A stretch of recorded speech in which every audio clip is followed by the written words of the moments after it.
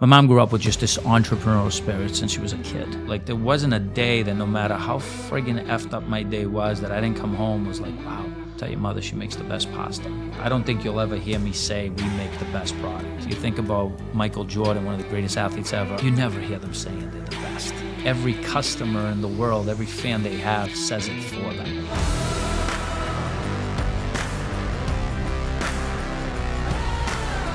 Welcome to the Behind the Rise podcast hosted by the Perrina Brothers. My name is Angelo and I am joined by my brothers and business partners, Lucho and Valentino.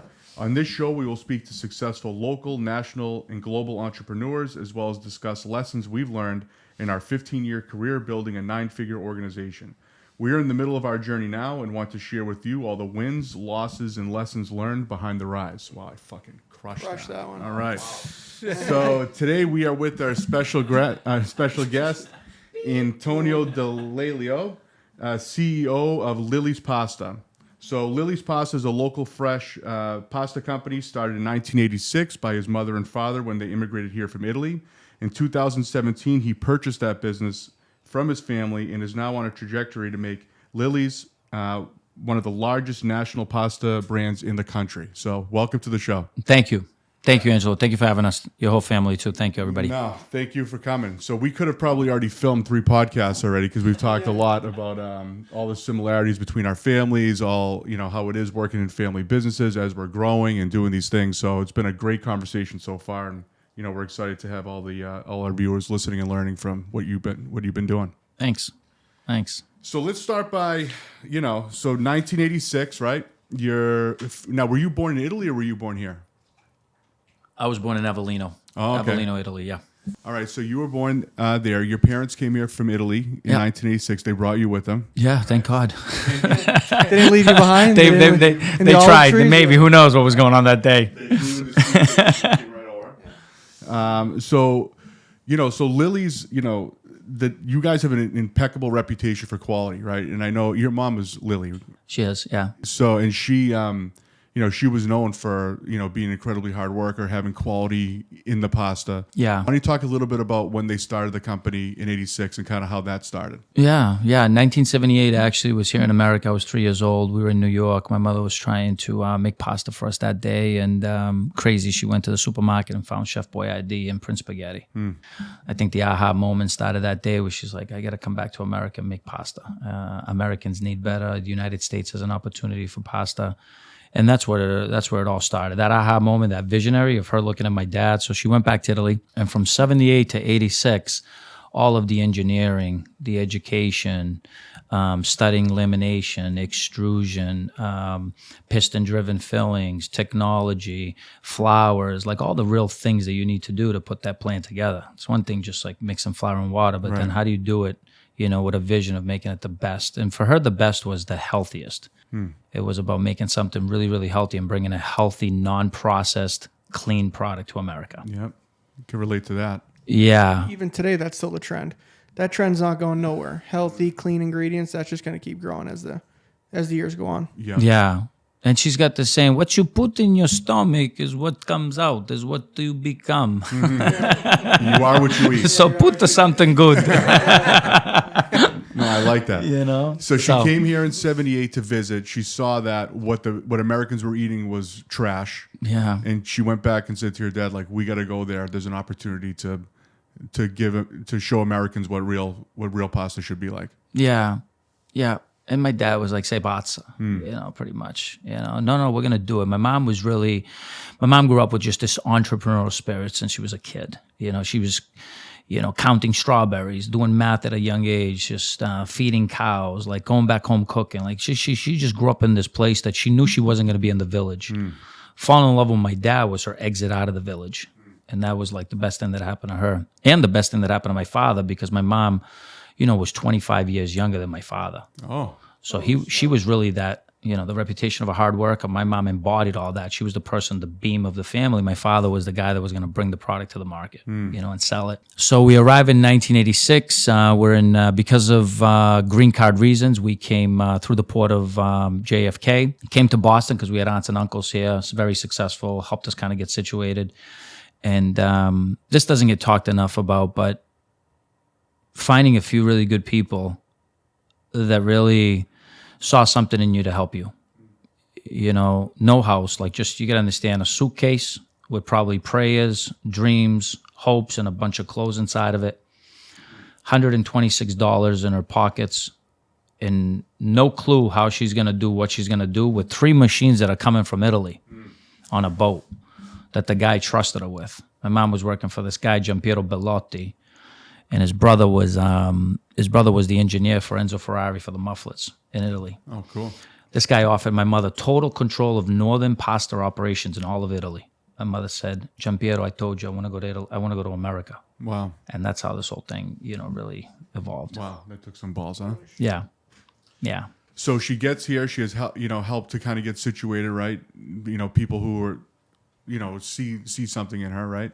And then she started with some machines. Like, how did she start getting accounts? Like, what was like the grassroots? Yeah, the goosebumps just thinking about this right now. Exactly. Yeah, I mean, that's crazy. that's how, Yeah. People think like, to get in business, they see you now, but they got to think back to when it started, right? Yeah. Like, how did it really like get off the ground? Because it's just a matter, you could tell the story, but. Yeah. It's, I think people like my mom all have one thing in common. And it's this failure is not an option. The alternative is I'm fucked and I'm going right back to where I was anyway. Yeah. So my back's up against the wall. There's no further back I can go. And I'm determined to do something. And then you got to look at 3 kids in the face. That's got to be something for a parent to look at 3 little kids and say, I'm not going to do this to them. We were talking about this, protect them, put a roof over their heads. I got my husband who just, by the way, my father had a heart attack a month into us being here. Wow. So that was just a big hit. So now you owe $200,000 in machines. We came here legally, so we had no insurance. The heart operation was another $250,000. She's at $500,000 to $700,000 in debt before the fucking doors of, excuse my language, of the rent even starts. Wow. Before we even find a spot, she's already like, can you imagine? Like, you already just want to get somewhere to start, and then you get whacked with all these unexpected medical bills, the machines that have to start getting paid 6 months into it. And again, just a few good people. One of the guys that really was very, very helpful was Pasqualina at the corner of Main Street. Getting the little shop there where she started, where today's Ottavio's barber shop, where I get my hair cut, which I haven't had in a few weeks. It's growing pretty fast. But, I'm going back right now, and, the doors opened, and it was just hard because flowers were different, water was different. Everything she studied in Italy suddenly changed. Humidity counts were different. The atmosphere was different. Just all little things was just different. So now she had to go through this learning curve. And so she just kept pressing in moments of wanting to quit. Like, what do we do? Matter of fact, my father came home with, you sure we want to do this? I just found this flyer of, Dunkin' Donuts. They give you the coffee, the cups, and all this stuff. We can open up a store. Sometimes I think back, wow, what would we be today if we did that? Holy shit. That would have been a pivot. Yeah. That's a pivot. A different type of podcast today, yeah. Yeah, right. I learned English. I was speaking English in 90 days. So that was one thing that really was beneficial, because my father would pick me up from school with samples, and he would take me to the North End. He would take me what today's the waterfront. We'd start going to the hotels, and the product within about a month was getting very well received right away. Lilly, what do we do with this pasta? What do we do with, radicchio and speck ravioli? Still today, if you say something to people, radicchio and speck, what is that?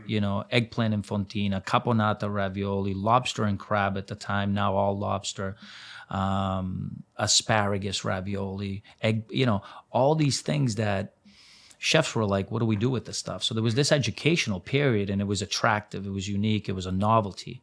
And all of a sudden, the business just started slowly gripping. Bills were getting paid.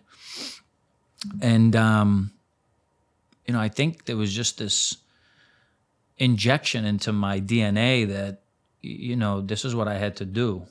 I'm not sure, I understood what was happening, because, I'm 11, 12, 13, 14 years old. Yeah. But I knew that, I had to do something to help out my mom, right? I had to go to the plant. I had to, Mom, are you okay? Is everything good?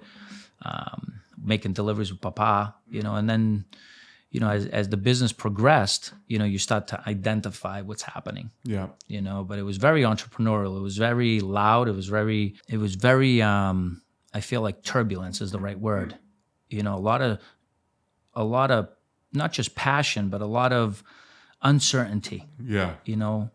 Bills are coming in and we got to pay them and I got to stick to this. And my mom, her love for doing this was there from day one. Yeah.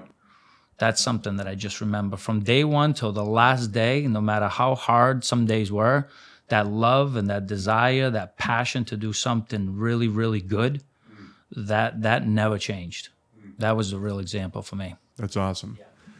Before we move on, when you said one of the people that helped was Pasqualina, did you mean my grandmother, Pasqualina, or a different Pasqualina? Pasqualina, what was her last name? She owned Regina's. Oh, okay. Because our grandmother's name is Grandma was like a North End legend, I think. She used to sling fish, right? Yeah. Well, I think your mother's father also played a role because they owned the Abundanza building, right? Yes.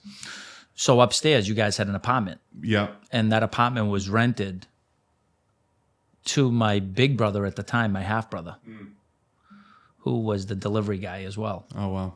Yeah. Small world, huh? And then, when we moved across the street, I'll never forget Tommy Floramo, the meat falls off the bone. He looked at my mother, handshake, Lilly, I know you're going to pay me. Here's the building. No lease, no nothing for now. Just open up. Wow. And my mom would give me the check every month, and I'd bring it down to him. And still, we're in that building today that we own now. But that was also another big move that we couldn't afford. And this man, and his family trusted my mom. Like, there's these moments of trust that I think people really see that you are there for a purpose. There's a real serious reason why you're there. You're not there to screw somebody. And that's why our journeys, there's 1, 2, 3, 4, 5 key people along the way that truly are the reason why we graduate into a new part of that journey. And we can't forget those moments. And that's why I think as we grow, we want to give back because we remember who helped us. Right. I think it's a circle of giving back as you start to succeed. Yeah, 100%. So now the sales, right? So now you guys are going door to door to get the sales, right? Directly to, you're not dealing with distributors at this point. You're bringing pasta from your place right to the restaurants, right? Creating relationships with the chefs and the restaurant owners, all that stuff. Well, you had a storefront too. Yeah. Did you start with the storefront? No, I mean, it started with my mom doing some rosticceria, some pizza. There was a barber shop next door, the main event. His customers would come in, 75 cents a slice. Wow, we got $40 at the end of the day. We're going to be able to pay the water at the end of the month. Like, just crazy, like things you're hearing as a kid. You're like, wow. So, all of a sudden you get to become a business owner. Those conversations don't change. They're the same exact things that they were going through. Yeah. But, it was building relationships. Yeah. So that was a really big, impactful thing for me, understanding what that process was like. It was picking up the phone and making those extra calls and calling chefs, do you need the product? So it was just building that trust, that loyalty, and then delivering consistency, like giving them something that was really good that people were bragging about. Yeah. Where I found my aha moment that took, I don't know how long, but there wasn't a day that I didn't come home proud. Like, there wasn't a day that no matter how friggin' effed up my day was, that I didn't come home was like, wow, every person I saw today said, tell your mother I said hi. Tell your mother I said hi. Tell your mother she makes the best pasta. And so, like, when you start to hear that over and over and over, today I struggle to say we make the best pasta. I don't think you'll ever hear me say we make the best product. I relate to this in sports with, like, you think about Michael Jordan, one of the greatest athletes ever, a Tom Brady. You never hear them saying they're the best. It's like every customer in the world, every fan they have says it for them. Yeah. Because the work that they put into knowing why they should feel that way but not have to say it is truly something that should make you proud. Yeah. What made you guys go directly to the restaurants rather than like stores or like little markets, or you know what I mean? Like, what made that start? My mother saw a need to be on those menus. If you think about pasta in Italy, it's primo corso, secondo corso, 5-6 days a week. I think, to be honest with you, my mom was ready to give the pasta to anybody and whoever wanted it, because it's not just like, hey, we got it made. We're just going after restaurants. But I don't think there was a need. I don't think there was any markets at the time that actually sold fresh pasta. I don't think it existed. It was a lot of dry pasta. And so when you tried to talk to a market, there was just no need for it. No, I don't have a refrigerator, or, I don't have need for it. I got a lot of nice imported dry pasta. But the restaurants, on the other hand, they liked it, and they liked it right away. Yeah. Yeah. So, that was the early days, right? And then, like, is there anything that like a moment that happened as you guys were growing that really helped like create stability in the company, or was it always turbulence and fighting to a certain point? I believe that the turbulence cannot stop. Mm-hmm. Because that's a moment of like you're gonna get punched in the gut. That's the moment of where you feel like you're like you've gotten there, and there's just room for improvement everywhere in our life, especially at like home and at work. Yeah. And so my mom was I was telling you this earlier, she was just obsessed with the littlest things, from a ravioli on the floor, picking it up, looking at an employee, saying 25 cents here, $3 when we sell it to the customer, $12 when they sell it to their customer. Mm-hmm. There was this just mindset,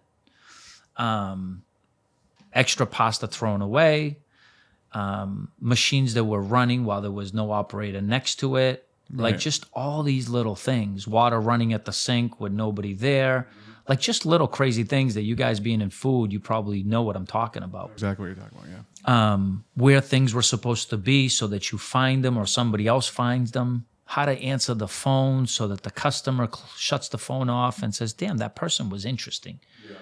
Yeah. It wasn't welcome to Dunkin' Donuts, I can help you, see you later. Right. It was, hi, how you doing, what's your name, what is it that you like about our product? Like, it was just that extra couple of questions. Is there anything that you're looking for today that, I can be of extra service for? Like, there's an intention and a purpose to create value. Yeah. And that's so, I believe it's just so not undervalued. It's just, there's not enough appreciation for what that extra little bit of good energy does. Yeah. And we were talking about today's generation, the entitlement phase, that's expected. You got to work on that. Yeah. You're not supposed to trust me on day one when you meet me. Better yet, we were taught in life not to trust anybody. Right. What are you going to do to earn it? Right. And I think that's really important. Yeah. Yeah. So now, the business is growing, right? It's a family business, right? Yeah. We were talking about the old school mentality versus like the growth and scaling mentality, right? That's something that a lot of people, I think, struggle with in family businesses, something that we've dealt with, and I know you have as well. So in 2017, right, that's an opportunity came for you to, basically purchase the business at that time, in that way that you can, kind of put your vision on it, put your stamp on it, and see, where you can take it. So that was a pivotal moment, right?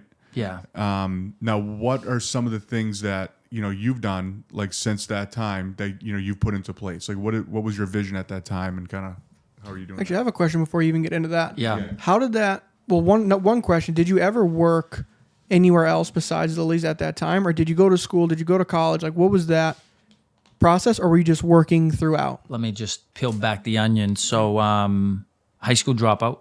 There it is. Got it. School wasn't for me. Worked only at Lilly's my whole life. So I don't even know what it's like to work for somebody else. Yeah. Wanted a motorcycle in high school so bad, my mother wouldn't buy it for me. So I went to work for Ponte Vecchio in Danvers. And in 90 days, I made more cash in 90 days to buy an F3 Honda completely cash. So I hustled as a busboy. So the busboy makes 10% of what the waiter makes. Right. So just think in 90 days to make $5,000 in 93. Wow. And I'll never forget the guy on the River Beach Parkway. You're going to crash as soon as you walk off my lot. Thank you for the well wishes. Catch you later, buddy. This is your first bike? Yeah. I got this. Mm-hmm. And sure enough, on my way to Ponte Vecchio, I dropped the bike on Route 1. Oh, wow. Tuxedo and everything. I show up to the restaurant. Luigi goes, what the fuck? What's going on over here? You're bleeding from your knee. What are you doing over here? Yeah. quick dump. I'm here to work. Yeah. But I think just like, if you think about that, here's a kid that just crashed on his bike, should have went home, but there's some sort of responsibility that says I got to get to work. Yeah. I can't not go. This guy depends on me, and I think that's something that is in your DNA from some sort of. In my case, it was my mother. It's a very responsibility. It's a very common immigrant mentality. I feel like the hardest working people in this country are people of immigrants, right? Like they have that. It's in your DNA. Like I feel like people that are born here and raised a different way, like the culture is just different. They don't have that mentality. It's more of like, oh, I don't want to go to work today because I don't feel well. Rather than the immigrant mentality is, I have to go to work today because my friend Joseph works here and he's relying on me to go there, and I don't want him to be slammed if I'm not there today. So it's like a little different mentality. It's responsibility. Yeah, it's responsibility. That's the word right there. It's Well, you take it for granted. People who only have seen what's going on here in America, think that it's bad or whatever. Then they make, they take it for granted. They don't have any idea what's going on in the rest of the world. That's true. I was at an event this past weekend, and one of the speakers, he must have brought it up at least 10 times. He speaks all over the world, and he's like, people in other countries. People here have no idea what it's like in people, in other countries, and the people. The goosebumps again. Yeah, like the people, even he has like people working in different countries. It's like the people that are working for his company in other countries are 10 times harder workers, 10 times more efficient. They care so much about the job and the opportunity that it's like I don't even want to deal with people from here because they're so entitled, right? And it's a scary place to be as a country and as as like a whole generation, right? So we hope that people, wake up, I guess. I think people also forget, like, these people in like these horrible countries, like their situations are so bad, they risk their lives to come here. Right, I know. With their kids, their children, 3-year-old on their back, going through crazy waters and going over the border. Like, what do you think they do that just to come here? Like, some people have no clue. Even when we go to Sicily, I feel like the unemployment there is like 50%. No one's working. Right. It's like people have no type of perception. No one's working. Everybody's stealing. Exactly. Right. Of how bad it is in other places and how good it is here and the opportunity. Yeah. You remember when that submarine exploded, whatever, a couple weeks ago? Yeah. Like Oh, on yeah. that. Just heard about that. Yeah, It's yeah. crazy. On that same day, there was a boat, like 800 people. like 700 or 800 people sunk on this boat that were coming over, I don't know, from like Cuba or something, over to Florida. Think about how desperate you need to be, or how the hope that you have to get to America With their to put your kids. kids and family on a. And I saw a video of the boat, dude. There was like people standing on top of people like crazy on this boat. So think about, how bad it is where they are, to put your whole family at risk to get your feet on this ground. To get the same opportunity that everybody has here. I'd rather and nobody risk gives a death fuck. than to be here. Right. At the end of the day, I'd rather risk dying today. Right, me dying and my entire family than to stay where they are, right, for an opportunity for more. So if you think about it that way, like every single day that you wake up here, like right away you have an advantage over everybody else in the world, and it's like take that opportunity. Yeah, then there's some cultures in this country that, they think that they don't have the right opportunity and they don't have the right, their upbringing was so difficult. It's like, okay, look at those statistics and look at the immigrants that come here. The immigrants come here with no language, no culture, no understanding of the law, and they come here with a like 100-something% statistically are going to be more successful than those other cultures that are complaining, oh, I don't have this, or I was born in this. Okay, these people come here with no language, no culture, and they do better than you. Right. Because So they'll do whatever it takes too. I just Exactly. watched something recently on like TikTok where it's like anybody nowadays. It's like if you're like 19 years old and the first job you get you're not truly passionate about it and you don't love to do it. Don't waste any time doing that thing. Yeah, jump. You know what I to mean? the Like next I don't feel full of joy every day at 19. Dude, you gotta do whatever it takes for at least a while. Like worry about your passion when you're down the road. You know what I'm saying? It's like don't just throw your passion away. Get your fucking bearings But you first. gotta do things. You gotta work. You gotta find out who you are first. You know what I mean? Yeah, the culture is right now is too much. Like Way work-life too much. balance or Way too find your much. passion, live. I get it. Trust me, I get it. Like there's, trust me, I get it. But the same time, like I get it. I like Florida. Like I like Florida. I like ocean and shit.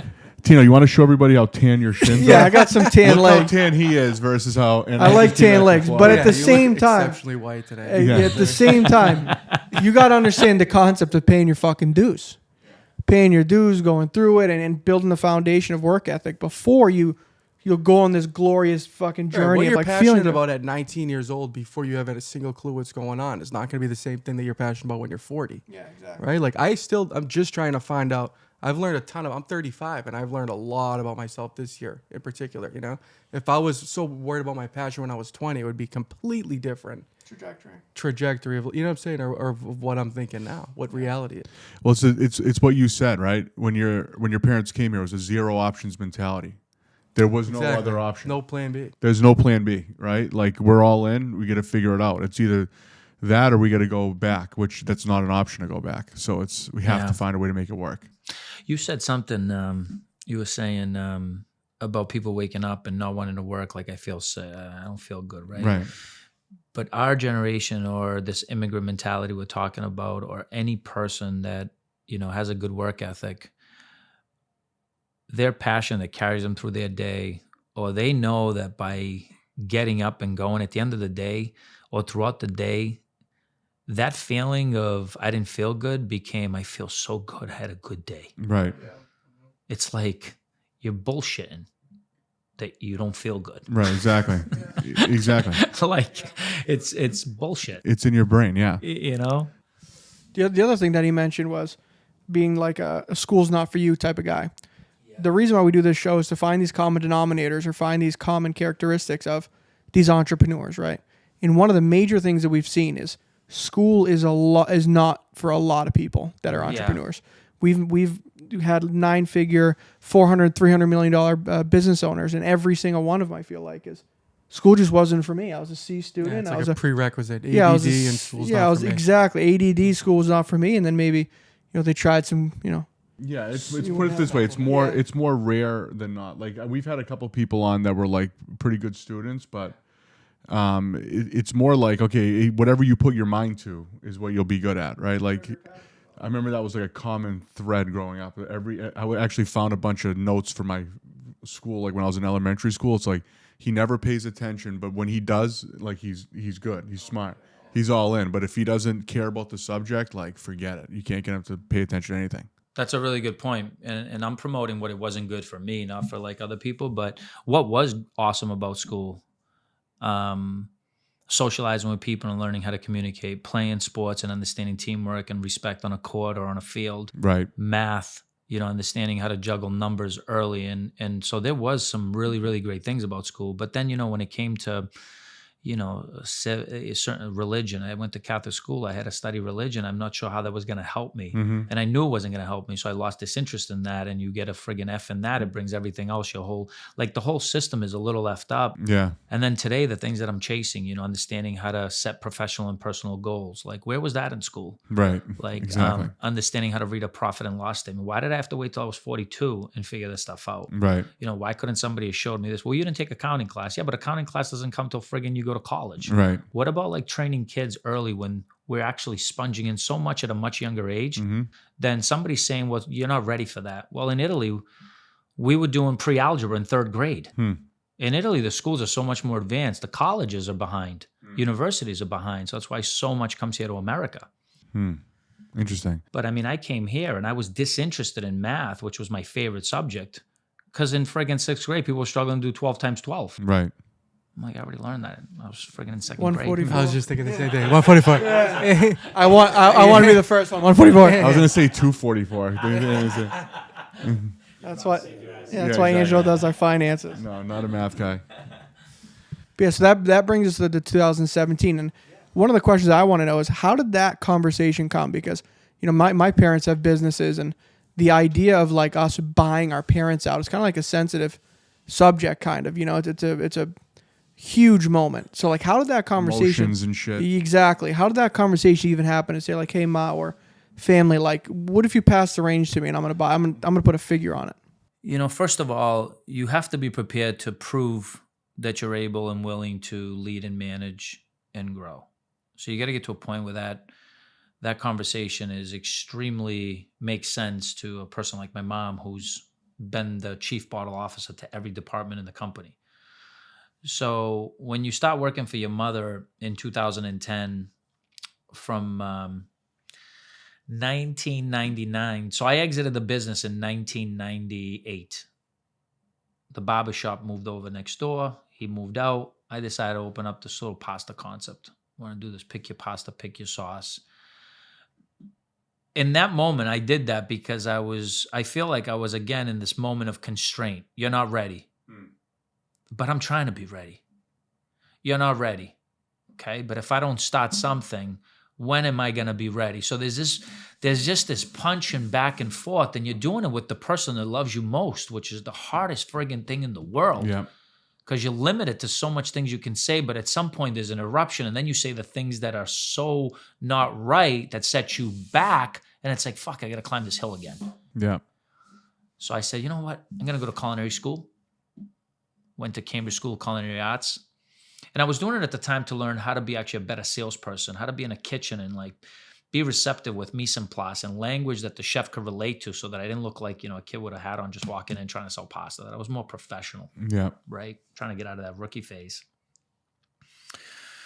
And I started studying, I fell in love with Domino's delivering pizza at night. Like there was this thing that I was just like, look at the way this company's growing. They actually on their documents admit they have the worst product in the world with the best delivery system in the world. And they're one of the fastest, most profitable pizza companies in the world.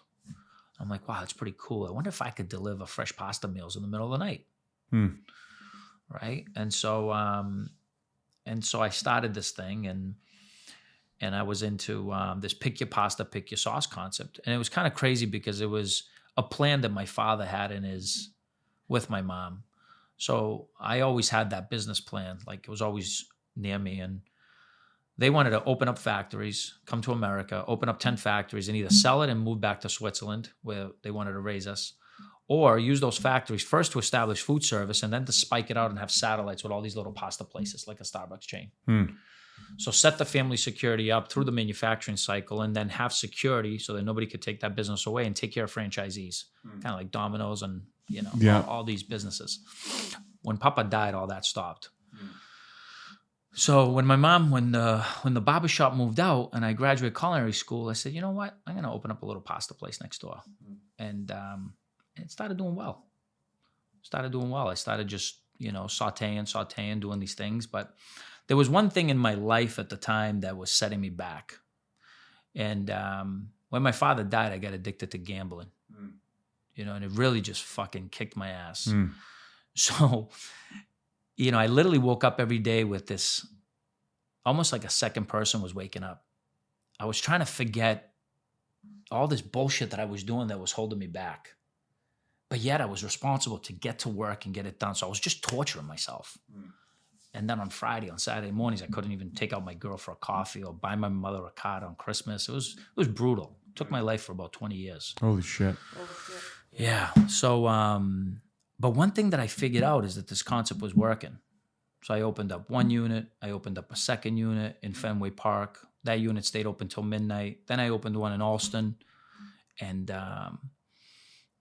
that one went till 3 a.m. So I had a license till 2 a.m. I would literally drive up and down Memorial Drive at all the schools and deliver pasta, and built $1 million business at each one of these units. Wow. And the money was going to the guy on Friday inside the Cadillac, Yeah. So anyhow, in 2010, my mom's sales, as I got into this restaurant business, my mom's sales started tanking. She had no more salesperson. I was the salesperson. I was carrying that boat. I was delivering the pasta. I was, growing. But my mom's business she didn't have representation in the street. So you can imagine, no representation, your business starts to go down. And in 2010, she says, I'm going to sell the business. If you're going to stay in this restaurant business, and I came here in this country to open up this factory, build a foundation for you guys. And I said, oh, fuck. The factory is the only way that this concept is going to evolve. I got to figure out how to now do something else. I didn't think about that. So I dissolved the franchise, went back to work, sold everything to get out of debt. And now I'm 35 years old. This is 13 years ago. I'm 35 years old, and I got $89 in my pocket. Wow. And I'm 35 years old. And my ex-brother-in-law hooked me up with Awaken the Giant from Tony Robbins. Great book. Yeah. And I didn't do the book. I did the audio book. And that really was the beginning of unlocking and figuring out how to shift habits and get rid of the bad things that were just diluting me. And I'll never forget $300 that first Friday. That first check she gave me was $300. I'm 35 years old. And I looked at it. I said, Ma, I can't even fill up my tank and wash my car. She goes, you haven't figured anything else yet. Take you to McDonald's down the street. That was probably one of the best things that like electrified me. I was like, whoa, go knock on doors, start building the business. I lost $100,000 every year in this business and we'll figure it out. And so in my mind, I said, if I start doing the right thing, someday I'm going to be able to build this business. Because my mom has no reason to trust me to sell me this business. Because even though I've worked my ass off, I've showed her that I'm a loser. I can't take care of myself. I'm not going to be able to take care of a wife. I'm not going to be able to take care of a family. Who the hell am I to want the entitlement of this business just because I've been coming here every day all my whole life? You gotta do more than that. And so, I just started, I took the company, it was at $500,000. And by 2018, when my mom looked at the books and said, holy shit, this company in just 7 years has 10X'd. My son 10X'd this company. That's awesome. From 500 to 5 million. I said, Ma, can we start talking about buying the business now?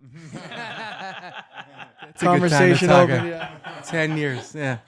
And so, it took another 2.5 years for that. And so it happened in 2018. And, I've kind of just never looked back. Now I want to 10X it again. But what's happening now, to answer the question, is it's all about the people. Yeah.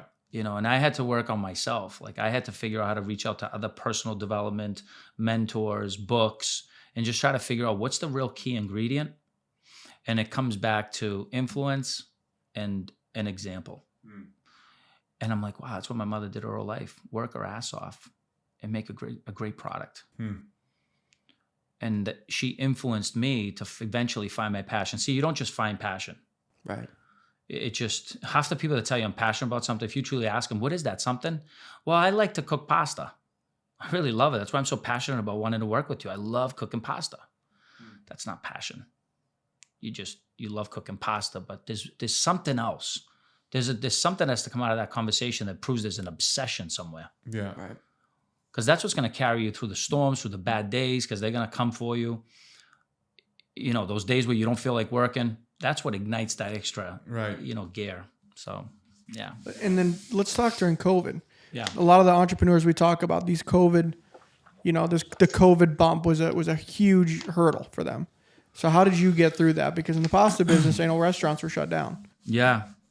Yeah, that was hell, man. That was hell because, here's another reason why you must stay focused on finding different ways. You can't just think there's always an opportunity. And so we were always white tablecloth, high-end restaurants. And so we always never really paid attention to pizza places, which is one of my fastest growing segments right now. I never saw that. If it wasn't for COVID, I never would have went up to a pizza place in my life. And so while all the white tablecloths closed and restaurants were down, who was kicking ass? Pizza delivery. Yeah, takeout, yeah. And so I'm just like, the guys that I started approaching, yeah, sure. The guy down the street's closed. He gets $30 for a dish of pasta. That's great. I'll put it on you for $18, $19. Let's try it out. Try it as a special, little by little. And all of a sudden, wow, no, I blew out of the fresh pasta. People like it. Travels really well, by the way. Holds up really good in the container. Things that I'm like, yeah, no shit. Like, wow, you're teaching me something that I should know. Yeah. This is what I mean about really keeping an open mind, that you just really, if you listen all day long, you're going to find so much success. There's so much clues that just are right in front of us half the times. And, that's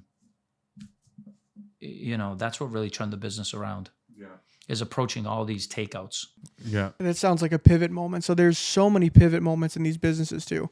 So some people think when they get in business, like it's like a very clear path. Like the roadmap is just, I'm going to start here, I'm going to go there, and it's going to be a straight line. Yeah. But they don't realize there's always these huge pivot moments, like that pivot moment, instead of going to the white cloth, we're going to go to pizza places. Like that's a huge moment, but now look what it did. Now it's there's probably 10x more pizza places than, those other type of fine dining restaurants, for you to start servicing. Yeah. One thing you told us earlier that I think would be valuable for people to hear is like what, at that, when you had just when you bought the company, right? Then COVID hit, and Yeah. then you had to pivot. And I think you said you went to Florida, right? Yeah. And you had a strategy or whatever. You figured something out. Yeah, before COVID, like every year, our business, my mother, oh my God, December's coming. The credit card bills, the this, the that. The business is gonna slow down. Everything shuts down. It's slow. It's cold. Nobody's call.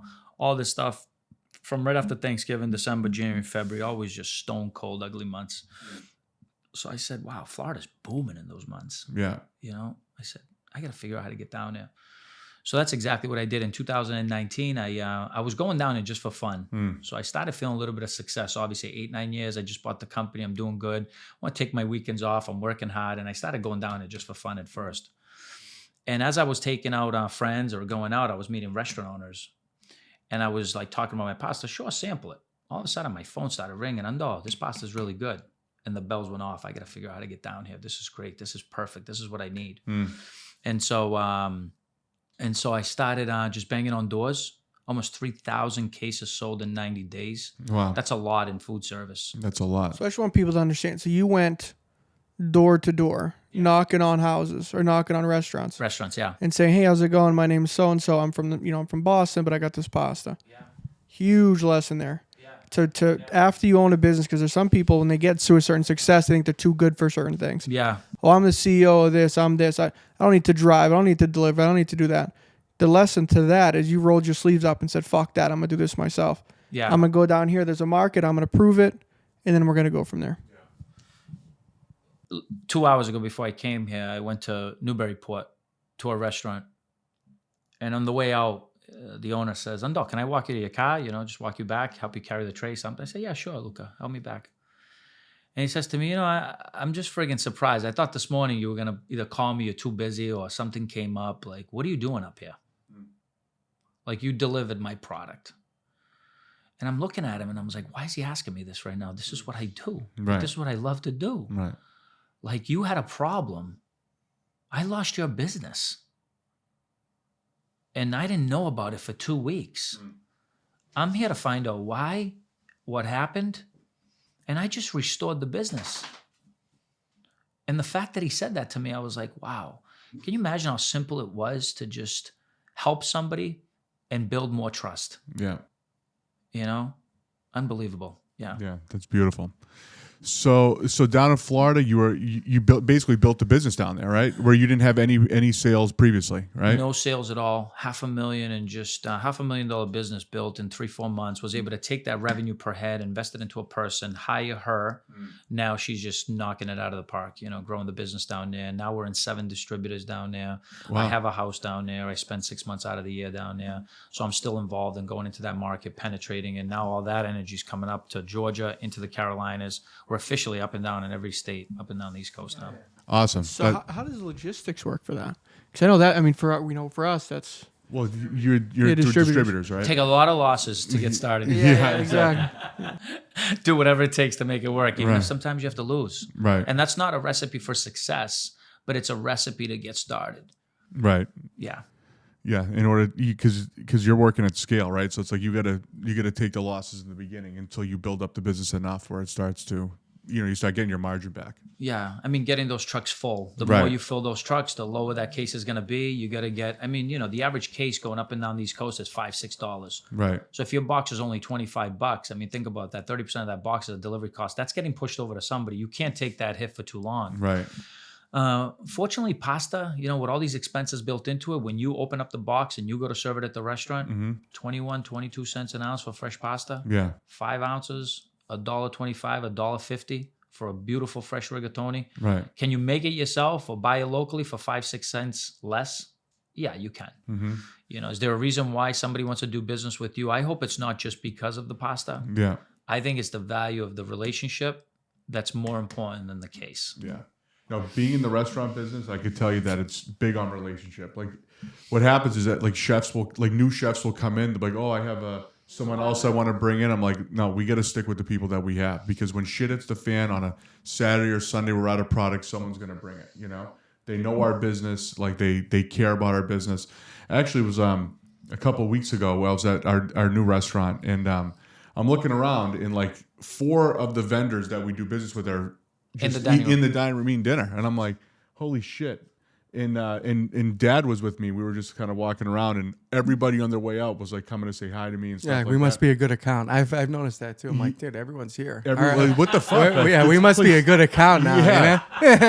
Yeah. Good feeling, right? Honestly, I had a sense of pride. I'm like, look at this. This is why, you know, we've been in the restaurant for 15 years now, which is crazy to Congratulations, think guys. about. Yeah. It's hard to do it successfully every year. Yeah, Congrats. it's crazy to think about. And I'm looking around saying like, this is what's important. Is like we've created these relationships. So I don't give a shit if somebody comes over here. We could save a like 50 cents a case. You know. Yeah. This to me it means more than that 50 cents a case. You know. Well said. Yeah, that was like a little moment that we had a couple of weeks ago, and it felt good. So, you know, what's the next step for Lilly? It's like, what's the goal? I know you're doing a lot of personal development stuff, and one thing you talked about earlier that I just wanted to reiterate is when you were going through that struggle, you said I needed to work on myself, right? Yeah. You need to develop yourself Yeah. personally. And one of my favorite like sayings that that people talk about is that your business will never outgrow your personal development. So as you develop yourself as a person, your business, the leaders around you, will go. But you can't be a shitbag and your business is going to be great. It's never going to happen, right? Yeah. You got to be great first, and then your business will follow. So I know that's something that you've been working on. It's a continuous thing that all of us work on, all of us who care and have a vision and a goal for the future.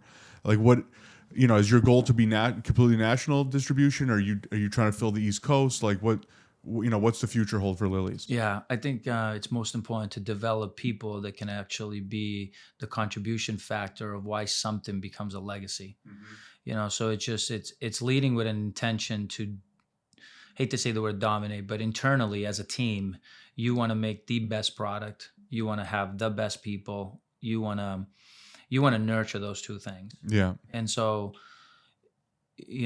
national coverage is a map. To me, that's just a goal. It's a map. And what that equivalates in money is it's a goal. It's like something you're chasing. Mm-hmm. But the excitement of the unknown and to grow the opportunity and to find out who those people are that are going to be there with you for 20 years to build a legacy, that ultimately you have to step back. Mm-hmm. And then when you step back, have you done enough to inspire this next generation that wants to continue that? That to me would be awesome. Mm. Right? So I think if I just do all the things and I keep working hard and I keep showing a desire for excellence, and what is excellence, by the way? It's just waking up in an ordinary way, just like every friggin' human in this room, and then doing a lot of great things well every day so that you inspire those people around you. Yeah. And that's what I feel like we have right now. We could not be doing what we're doing. I could not be doing what I'm doing by myself. It's just that simple. Yeah. So I think what's next for Lilly's is national coverage is definitely something that we've already accomplished. Like we're in 48 out of the 50 states. Oh, nice. So now there's a lot of little, seeds that have to grow. So as you see me on social media, I'm flying in every single one of these markets. It looks great, but it's a lot of hard work. It's back to that Florida journey. That Florida journey is every week going into a market and building relationships. And fortunately, I'm doing it with a product that I love. Yeah. That's at the bottom, That's awesome. Yeah. So we always wrap up here with like a final question, right? That we, we're always asking our people here. So what is like the best, if you can give somebody one piece of advice, right? Either this could be advice that you got from someone that you look up to. What's one piece of advice that you could pass on to other entrepreneurs who are looking to start or maybe struggling right now or in a difficult situation? Like what's the best piece of advice you could pass on to somebody? Yeah. Internalize everything yourself. Find comfort when you're alone and find discomfort around a lot of moving parts. Look for that discomfort constantly. Opportunities everywhere. My best piece of advice is whoever your significant other is in your life, husband, wife, whatever it is, that to me is my secret ingredient. I get to wake up next to a person that's helping me build my business, but not just helping, she's contributing to the business. And I believe that you have somebody in your life at some point that you have to share this with. There's something really exciting about being with somebody, building a family. Yeah. And so those things are, to me, the best advice is find somebody that appreciates your space, supports your space, and then make them a part of it. Because if not, you're going to outgrow it and you're going to destroy something that you really need in the end. Yeah, picking your partner wisely is a big one. Oh yeah. Oh man, it's a big best, one. biggest decision you can ever make is. Listen, to I your wore this partner. shirt here today. Yeah, it's it is a Definitely flies under the radar though. It doesn't get talked about at all Oof, as far as like man, an dude. entrepreneurship's journey. I mean, but it's a part of every single person's journey. yeah. If your rock isn't about it, and they're not supporting you or appreciate what you're doing during the process, and just look at you like you're just another Joe Schmo just trying to like work and whatever, it'll Or pulling you No away way. from Pulling it. you down. Yeah. Pulling you down. Yeah, they could literally change the whole trajectory of everything. Yeah, don't force anything too. Right. Like, don't force anything. Don't shove and push shit. Force yourself to do more and fight and do that between you and you. Yeah. Like, look for the extra couple of things you need to do to be better than yesterday. That's between you and you. But don't push anybody. Let your influence, let your examples pull you up and push you up, and vice versa to other people around you. And they will. And that's the best feeling when, what are people saying in the room when you're really not there? That's been a quote that's been said by a lot of people. It's one thing when people are saying when you're there, but what's really being said Yeah. when you're not there? Yeah. yeah, it's a big one. The judge in your character right there, right? All right, my friend. Thank you. Thanks. Yeah, absolutely. All right, guys. That's a wrap.